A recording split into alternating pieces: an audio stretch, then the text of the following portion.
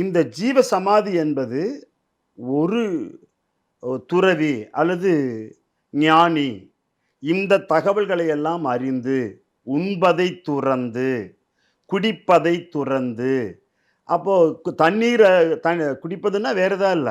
தண்ணீரை அருந்துவதை தவிர்த்து விட்டோம்னா, மல ஜலம் கழிப்பதிலிருந்து அவர் விலக்கு வந்துரும். வெறும் சுவாசம் மட்டும்தான். பிரபஞ்சத்தில் இருக்கக்கூடிய அந்த காற்றோடு விட்டமின்ஸ் போயிட்டு தான் இருக்கும்.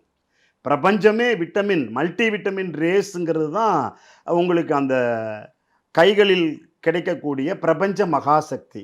Multi vitamin race. அதில நீர், நிலம், காற்று, ஆகாயம், நெருப்பு எல்லாமே இருக்கு. பஞ்சபூதத்தினால் ஆன உடம்புக்கு பஞ்சபூதம் தான் உதவி செய்யும்.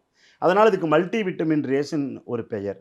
நீண்ட காலமாக உண்பதை துறந்ததால், தண்ணீரை அருந்துவதை துறந்ததால் உடம்பு பரிசுத்தமாயிடும்.